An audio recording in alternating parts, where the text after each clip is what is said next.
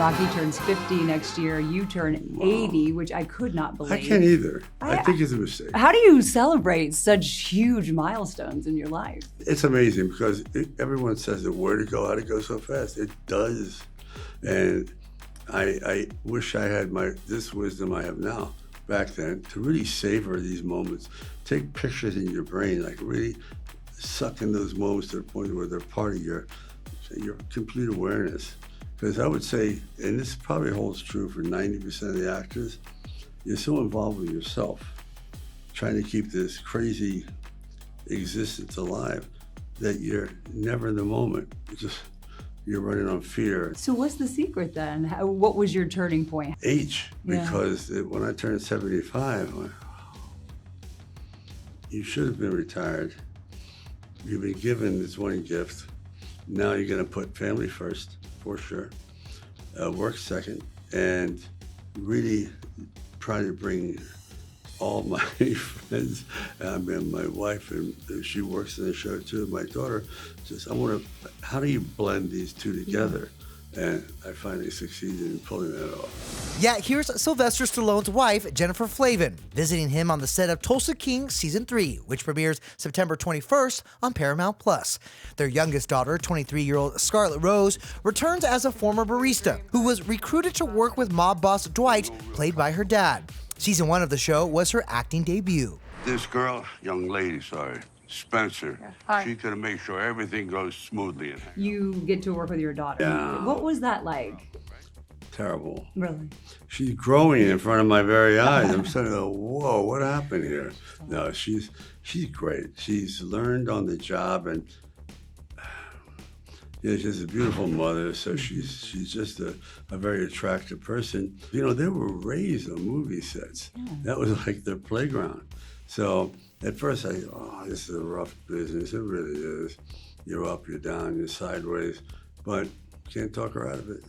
And I think she really found the right profession. And she gets to work with her dad, right? Oh, okay, forever, yeah. I am working her about this constant sense of gratitude. Mm-hmm. I mean, you were born into a very rarefied air. So the one thing you have to be is so tolerant and really practically grateful on a daily basis with other people. Yeah. This could be the greatest opportunity of my life, and it comes with danger. Family does not leave family behind. This is your first lead role in a scripted series. After all these years, you're killing it, as you know, the numbers show. You talk a lot about loyalty with your crew, right? Mm-hmm. Dwight talks a lot about loyalty. What do you think the team did this season to up the stakes, but also keep viewers watching? Primarily, we are now faced with a real cantankerous villain, and everyone's life is on the line. So we have to either come apart or come together. So the loyalty is a big part of our survival kit. And I'm asking these guys to do a lot that's a little beyond the Call of Duty, but that's what the thrust is. Because without that loyalty, I'm gone. Who's watching my back? And the same thing goes for all of them. I am obligated to destroy everything you have built, everyone you love.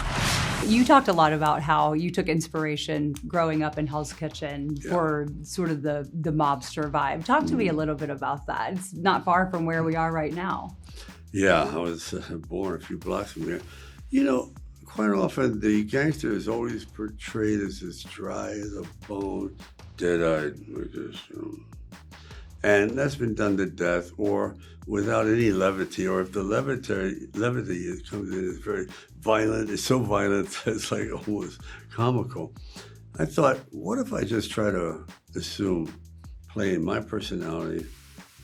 Let's go magical here. I'm Sylvester Stallone, but I'm a gangster. I'm not an actor. And why would my personality change? See what I mean? Mm-hmm. So, because when I have to get down and get nasty,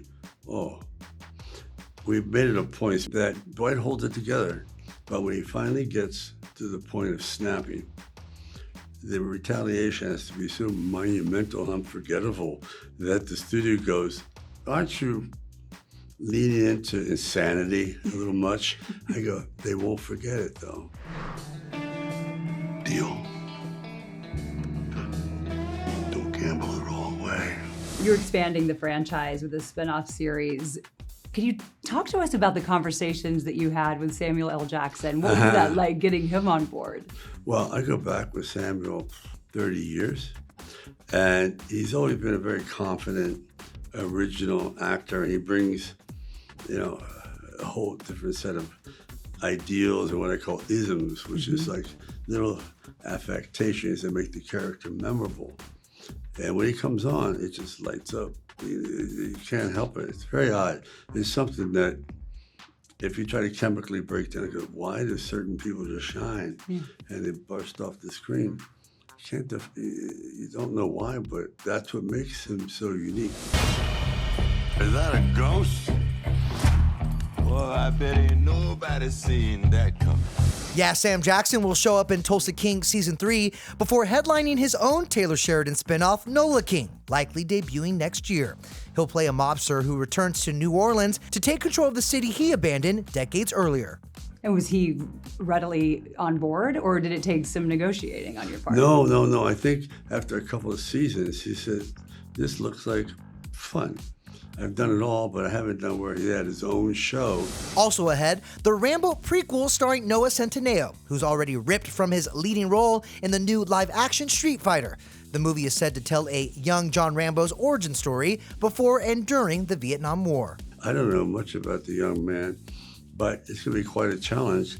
I just hope they get... I had an idea for that too. I think it could be fantastic. I really do. If they hit all the marks of... I always thought of Rambo was a very highly popular. He was captain of the football team.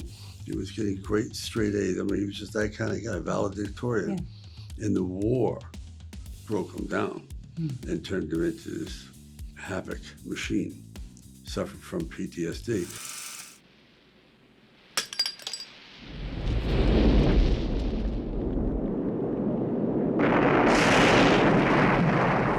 So I wanted to see that evolution of, I can't wait to go to war. This is going to be fun. This will be over in 3 weeks. Because he's half Indian, half German. So I mean, what could be more, an individual, cunning, but also incredibly dexterous. Yeah. And I hope they capture that, because what went on in Saigon, the madness, they touched on a little bit on that in Apocalypse Now. If they hit that hard, it would be great.